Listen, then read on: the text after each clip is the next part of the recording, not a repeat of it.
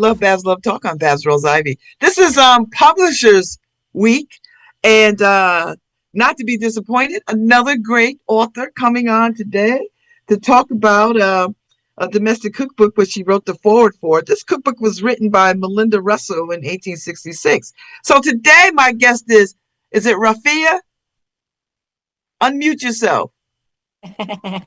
Rafia Zafar. Rafia Zafar? Yeah, that's fine. Rafia Zafar. My sister said Zafar, actually. I love it. So, you are the Professor Emerita of English and African American Studies at Washington University in St. Louis. And you wrote the foreword for a domestic cookbook, which was written by Malinda Russell in 1866. So I gather Malinda Russell is a Black woman. You got it. You got it. She was the first African American woman to publish a cookbook. Until relatively recently, we thought it was a woman named Abby Fisher, who published in the 1880s out in San Francisco. But about, maybe 30 years ago or a little more, it came to the attention of a woman named Janice B. Langone, who was a bibliophile and lived in Michigan. And she came across this cook through another cookbook collector from Malinda Russell's A Domestic Cookbook. And she realized this was an amazing thing.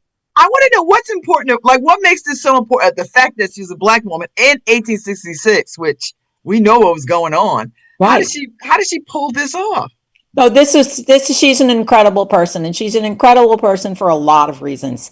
And the first we can say is that she was unusual, not just because she was a Black woman, but she was a free Black woman from Tennessee.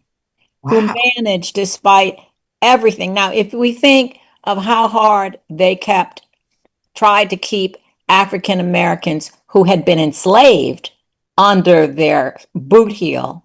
Now, can you imagine free Black folks, people who might have been like you and me, trying to make a living, who for one reason or another had been either freed, I'm putting that in scare quotes, right? Freed by their so-called owners, or who had been born free. A lot of people don't realize that even during the height of slavery, there were many folks who had been born free for one reason or another. Sometimes people had been manumitted years ago. Some people managed to have been free for so long they didn't remember, like who was it in the family. People who came in from the West Indies, who had been emancipated one way or another, like they were after the Haitian Revolution. People came to Louisiana, which then became part of the United States after 1803. So there are various ways that people became free. It was her grandmother who had been emancipated, and then her mother, and then Malinda Russell. And both her mother and Malinda Russell were named Malinda Russell. We always think of men who name after themselves, but women did too sometimes. So her mother, especially women who knew something about enslavement and wanted to have some ownership or agency over their children. Exactly. They named them after them or some similar family name to identify, to keep track. So this is Malinda Russell. I can show you the book. You have the book, right? I do have the book somewhere. I don't know where it is. I'll show you my copy again, Malinda Russell. And then this is a copy of my book, which is why they had asked me Recipes for Respect. It's a book I wrote in 2000, published in 2019, because one of my long interests has been in African American writers and entrepreneurs, right? I was very curious. My first book was on 19th century African American writers, and a lot of them were people who were self-employed, who had Mhm. created businesses one way or another. And so obviously someone like Abby Fisher, the first, at that point when I was a grad school student in the 80s, people thought Abby Fisher was the first Black woman to write a cookbook. And she was working and living in San Francisco. But Malinda Russell's really fascinating because we didn't, until relatively recently, we didn't even know about even the great Jessica B. Harris, who is the sort of the doyen, the sort of the guiding angel for people in Black foodways, right? We've all seen read or seen High on the Hog. Which is one of my favorite things. Yes, Oh, exactly. So even when she, early on when she was doing her work, we just didn't know the book. It's not that the book didn't exist, it's just it hadn't come back up to the surface. There's only one copy that are you we know kidding? of. There's only one copy. Really? Yeah, that's why this is really significant because this is her first reprint. 100 and what, almost 200, getting on close to 175 years later. So that's, I'm proud to be, I'm like wrote a forward to the second edition. I love so what is in this cookbook? Like would we recognize the recipes? Would we recognize them from our own families? Well, I think some of them we would, and some of them we'd say, well, well, let's look up it. Look, I'm just opening the book randomly. So what do I open to? Chow chow. Now, who doesn't know about chow chow, particularly Southerners, right? Which is a kind of pickle that people, Yes. the relish, you have it on the side of your plate. And her chow chow recipe, and this is it, chow chow. 1 peck green tomatoes, half a dozen peppers, 1 dozen onions, grated horseradish, chop and scald in salt and water, drain in a sieve, put into jars, and pour spiced vinegar over it. Oh, That's the recipe. okay. What's interesting to me about not just her cookbook in the 19th century, but so many 19th and even in cookbooks even before that, is that they're templates mostly. They're guidelines. The people who read cookbooks were people that the author assumed knew about cooking already. It's not Okay. like today where we have like mastering the art, like Julia Child, right? Or like I don't know, B. Smith, whoever, Jessica B. Harris's early cookbooks, right? You have a head note, right? It explains what the what the recipe is about. Then you have a list of ingredients, and then you have your directions, right? And it'll say it would take a peck of tomatoes. It might tell you then to drop them in boiling water for 30 seconds and then peel them, right? There'd be a whole list of steps. You don't get those steps. She says, pour spiced vinegar over the chopped up relish, she's assuming you know what spices to put in your pickling vinegar, right? She's thinking, now I don't have to tell that child that you need to put some cinnamon in here and maybe some mustard seeds and stuff. Garlic, maybe some dried red pepper. She's going to assume that you know this, that you completely know this. So who published this cookbook? Like How did who it? published this? Well, if you well, I'm going to look at if you look at her introduction, and this is what got me so interested in it because my first book was on 19th century Black writers in before up to around the end of the Civil War, and I thought, well, who were these people? Who were them? Some of them had been enslaved, some of them had been freed, and a lot of people in the 19th century, for a variety of reasons, wrote autobiographies. And they wrote their autobiographies to convince, to persuade their white fellow, at that point, they weren't considered fellow citizens, but they know they were, right? That they were equals, that they should be freed. And a lot of these testimonies were called slave narratives. So what I found fascinating about this book is that there seemed to be a slave narrative, but she Oh. wasn't. But she wasn't a slave. Mhm. But it is a story that's in the sort of the format of the slave narrative, beginning with where she was born, who were her parents, and then like what happened to her up to the time of the book. And I But thought, you know, Rafia, even with that though, even if she was freed, what was free anyway? Like, do you know what I mean? In those particular times, like, exactly, exactly. There was a saying that if you were enslaved, you were enslaved to like one person or one family. But if you were a free black, you were enslaved to all whites. Because mhm, whites, as we know from the Dred Scott decision, right? Whites, quote unquote, had no, black folks had no rights that whites were bound to respect. So if you were free, you couldn't hide behind your owner who wouldn't necessarily want to lose a valuable piece of property. So you were unprotected, right? Unless you had, made connections in the community and were left alone. Have you read Harriet Jacobs's autobiography, mm-mm, Incidents in the Life of a Slave Girl? yes, Well, remember, her grandmother raised her, and her yes, grandmother baked, she, because of her entrepreneurial skills and her cooking skills, she was, so we could think of her before Malinda Russell. They were all these women like Molly Horniblow was the real name of Harriet Jacobs's grandmother. And she was respected in her white community, right? So she was kind of protected because people knew she was.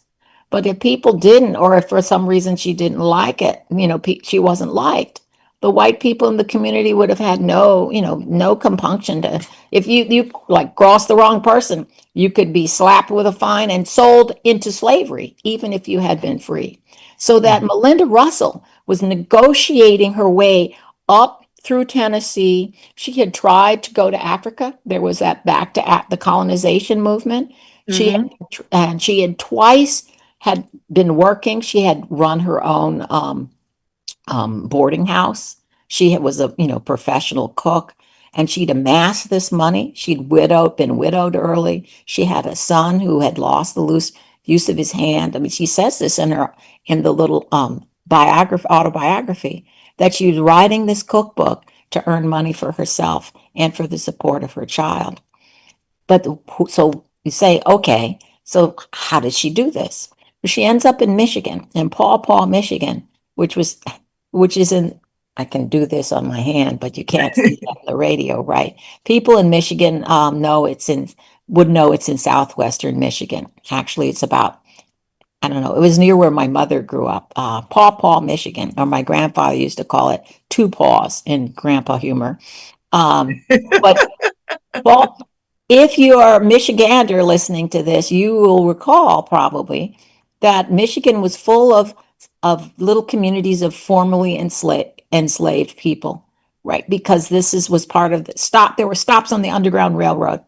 So there were these little communities of African American people, but they were also whites who were abolitionists, who were anti-slavery. And one of them owned a printing press, and somehow he and Malinda Russell met and he published a domestic cookbook for her. So in the olden days, we didn't necessarily go to Knopf or Doubleday to publish our books. People would go to a printer, right, and arrange to have the book printed. And this was regardless of whether you were Harriet Beecher Stowe or Malinda Russell. That was how it was. Early on, you might have a subscription where you kind of go around and get people to sign up for a certain, for copies, and then you could, get that money and take it to the printer and say, here's my down payment, print 100 books, and then I'll sell them. So she went to a printer and published her cookbook. We really don't know much more about that. I've been kind of away from doing work on Malinda Russell. I've been working more on the sort of 20th and even 21st century writers and food, but black sort of issues around African Americans and food. So I'm hoping out there's someone who was digging around. I mean, people just didn't have, particularly if you're African American, there wasn't the documentation of your life that people who were not African American, right? I was just at a talk last night about Queen Mother Moore, who was the Mm-hmm. and there's a new biography of Queen Mother Moore by Ashley Farmer. So I went to a talk at the local bookstore, um, but she didn't even someone who was born in 1898. So one of the things that came up we were talking about is that you didn't automatically have a birth certificate. That often we know people who are Black genealogists know is that you might have, say, if you were fortunate enough to say be raised in the Catholic Church, there may be some Catholic like diocese documents that say, oh, Rafia Zafar was born on this day and that day because she was baptized on, this day. When it would list perhaps your parents, godparents, etc. But otherwise, people, might have an entry in their family Bible. So unless your family Bible survived, you don't necessarily have documentation. You might find people in the census. I've done research on my own family, and sometimes people turn up. Sometimes their names are different. Sometimes they're um, even their racial designation might be wrong. People are some you can in the old documentation you could see MU for mulatto, which wouldn't Mm. necessarily mean that you had a white parent or a Black parent, but just it was about that skin privilege thing, right? So if you appeared like you had, as they used to say, white admixture, you would be, considered a mulatto. And that, sadly, had that would have an impact on your economic life, Mm-hmm. because people would be same thing like back in the day, right? If people were enslaved, certain people who looked a certain way would be deemed acceptable enough to work within the plantation household, to be around whites. But Malinda Russell, as a free Black woman, didn't have that issue, but she had the issue of wanting to support herself or just be a chef, right? Just have a career. She had a cook shop or bake shop. She ran that boarding house, and all the way she was trying to figure out how to make a life for herself, right? How do you make a life for yourself? Not only if you're a free Black woman, but you're a widowed free Black woman with a child. How do you like? People are not gonna, there's no SNAP now anyway, but there's no, there was no government assistance for her. People had to, for better for worse, unless you were within the community that would help you, you had to figure things out on your own. And since she had those talents, since she had that entrepreneurial skill, she thought of the next step. She said, "Well, I know their cookbooks." In fact, when she says in her um, she actually says this that I she says a couple of things that are really interesting. She says she cooks after the plan of the Virginia housewife, which was blanket without enough coffee. I'm silly blanking on the name of the white woman, and she doesn't give her name. I'd cook after the plan of the Virginia housewife, which was already a well-known cookbook in her. Oh, okay. Okay. So she says that's the last line. But before that, she says, I learned my trade of Fanny Stewart, a colored cook of Virginia, and have since learned, you can hear the sirens, you can tell I'm in New York City, oh, right by my house,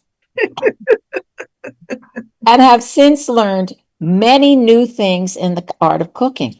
So what's interesting is that Virginia housewife just has a title, but she calls out another Black woman, Mm-hmm. right? I learned, right? Like we say in the academy, cite Black women.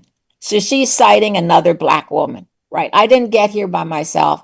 I didn't get here because I memorized the Virginia housewife. I learned my trade of Fanny Stewart, a colored cook of Virginia, right? She's giving Wow. props to the person who trained her, who she learned. Maybe she was also working in maybe she was working in Fanny Stewart's kitchen somewhere.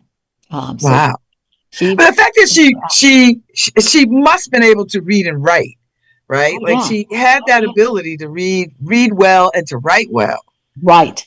That's another thing that distinguishes her from Abby Fisher, because Abby Fisher, you can tell her voice, but Abby Fisher says right in her foreword, something along the lines of, "I have not had the benefits of an education, so people are writing this for me." So hers was a dictated cookbook, Hmm. because at that point, blacks and whites. One of the things that W.E.B. Du Bois points out in Black Reconstruction, that it was actually the schools, the idea that there would be schools in the South benefited not just black people, but white people. Only elite whites could count on having any kind of education. But with the end of the Civil War and Reconstruction, you have all these schools, right? The system of public schools came about because of push for civil rights, and that benefit is like, we can say black history, US history, right? Because we're all, whether people want to think about it or not, we're all in this together, right? So Malinda Russell, even though she was before Abby Fisher, because of the circumstances of her life, maybe because she was two generations free, um, she was able to learn to read and write somehow, Mm. right? I do hope somebody picks this up and follows and traces where she goes and where she ends up and Mhm. where is she buried, and are there any descendants? What happened to her Right, son? right. I'm hoping maybe now that the book is out, there's going to be somebody who said, my grandmother said that one of her like grandmothers was this woman named Malinda Russell. Do you think it's the same Malinda Russell? And maybe we'll be able to connect the dots. My colleague Gabrielle Foreman edited the autobiography or fictionalized autobiography of a woman named Harriet Wilson, and for a long whose book was also published right after the Civil War. And for a long time, people thought that Harriet Wilson just disappeared. She was also someone who was trying, again, these black women were like, how can we support our children? She also had a child, right? And she was thought, I'm going to publish my slave narrative, because someone like Frederick Douglass's slave narrative, like, was sold, like it was a bestseller. So people thought, well, I'm going to write this. She seemed to have disappeared, but Professor Foreman was really interested, and she enlisted the aid of a genealogist, Reginald Pitts. And together they found that Harriet Wilson actually lived for decades afterwards. She had a whole nother life as a clairvoyant, right? She ran seances. Fascinating. She stayed in the North. She married again. So hers is another fascinating story. So I like to think that maybe Malinda Russell had that kind of life, that though she drops out of the picture, seemingly, but that she went on maybe to have, kind of we'd say maybe a remarkably unremarkable life, that maybe she stayed in Michigan. Maybe she remarried. Maybe she had a little cook shop maybe not in Paw Paw, but there was another town called Covert. My mother was from South Haven. All these little towns, Cassopolis, all these little towns that maybe had black communities um, that she could move to, have sort of a support network, and just live out her days. I like to think that happened, but right now we don't know. I don't think of myself as what is it, a full blown historian. I'm somebody I'm a literary historian. I look at literary culture. Um, so I'm intrigued in sort of people's textual relics, so to speak, not necessarily to everything that happens to them afterwards, because they leave a different kind of legacy for us, rather than knowing she's buried here or he ended up moving to Canada or whatever. I think what is the sort of the actual legacy that we can grasp with our hands? Like, look at this cookbook. Um, it's just it's a wonderful thing.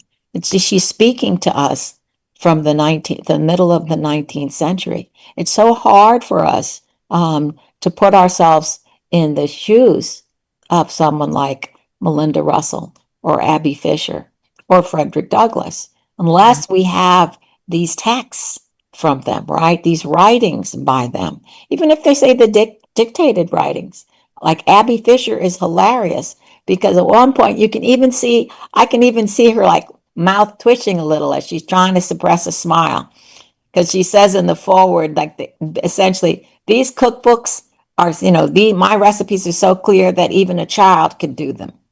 And what I laugh and I'm thinking, and I've written about that, you can see her thinking, yeah, even you, like clueless white middle class person who doesn't know how to run a kitchen, you follow my recipes and you're going to have perfect success. So And she, so this makes me ask Rafia, is, who was her audience? well, that's the thing. We're not sure. I don't know. I mean, Janice long gone got it. I can blanking on the again, not enough coffee. There was a book dealer, and there are people who collect books. So the book ended up when it was found again. It was in California, if my memory is. And Janice long gone wrote one of the two, like the long historical introduction to the cookbook, like writing everything she knew about the provenance of the cookbook, Malinda Russell. Um, and write about her, like her within a frame of African American we can think of them as literary entrepreneurs.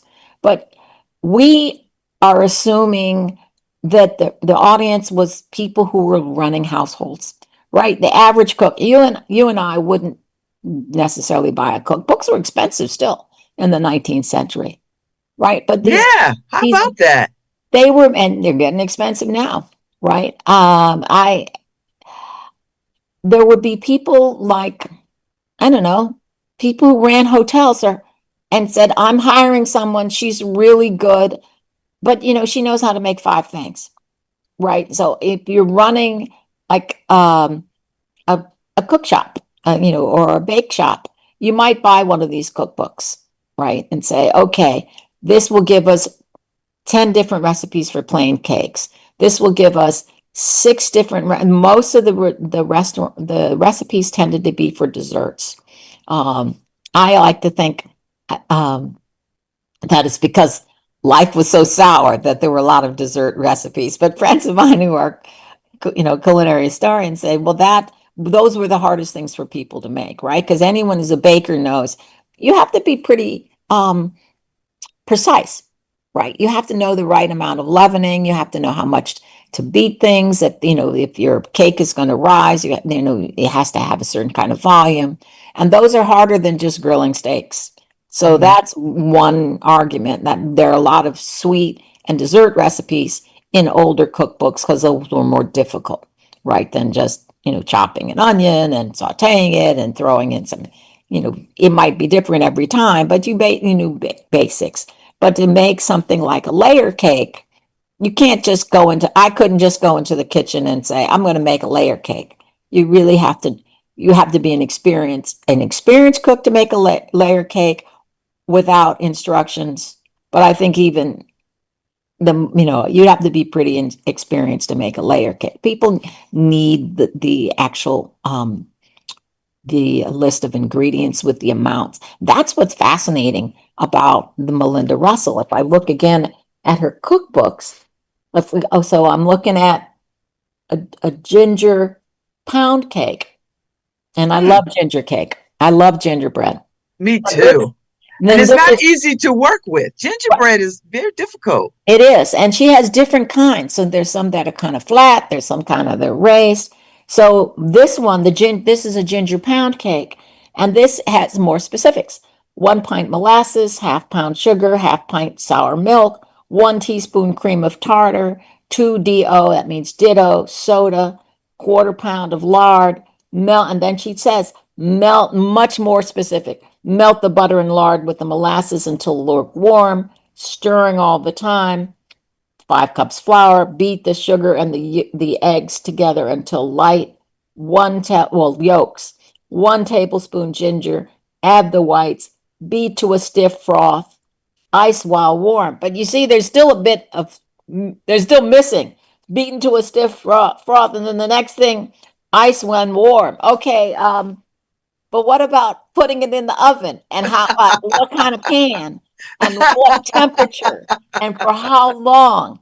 Again, she's thinking, if you have my cookbook, you know about how long a cake should be in the oven. You know how hot a cake should be. I still remember my grandmother, my father's mother, sticking her hand into the oven to just get a sense of how hot it was, right? And how Mm-hmm. long you could keep your hand in the oven told you about how hot it was, right? Keep it in for a little bit. Oh, it's okay. It's a medium oven. You have to take it out right away. Okay, it's a fast oven. It's a hot oven, right? So certain things go in at certain temperatures. So even with the more detailed instructions, she's still expecting you to know what size cake pan.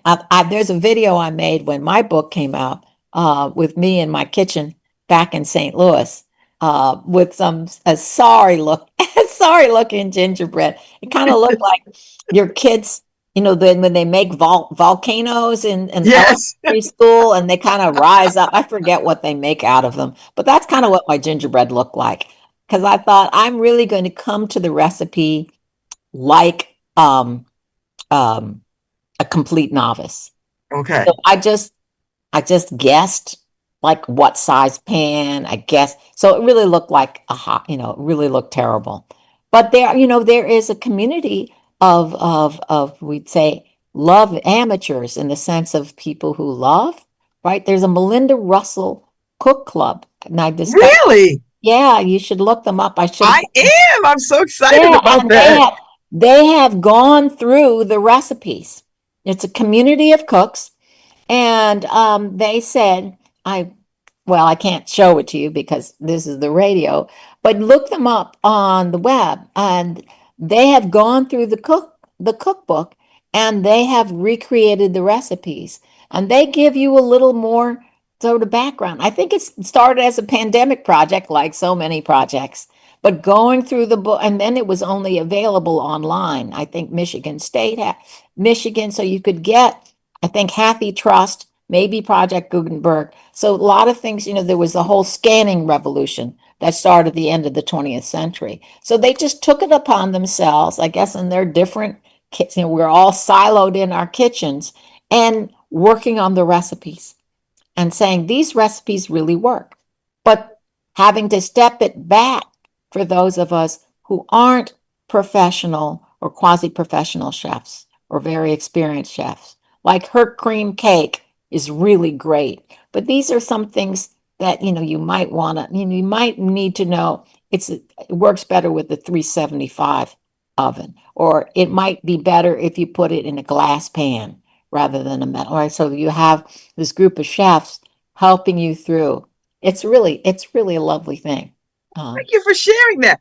I've enjoyed talking to you, Rafia. I'm so glad you had time to get up early this morning and chat Yeah. about Malinda Russell's cookbook and your forward in it.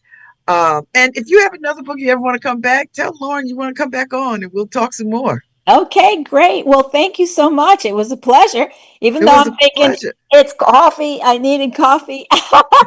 But I love talking to you. If you notice my background, I for several years I taught at the University of Gastronomic Sciences in Italy. So that's the castle the school is in, and I taught a course on Black diasporan food for them, for the Italians. And Oh, the I love that. yeah, Oh, it, you are one of the most interesting women, so you must come back on and all spend some right. more time. I'll write faster.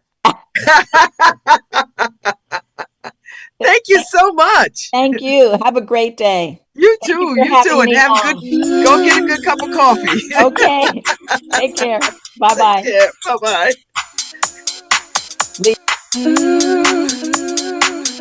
Harry, I've been loving Publishers Week. Oh my goodness. All right, I'll be back tomorrow.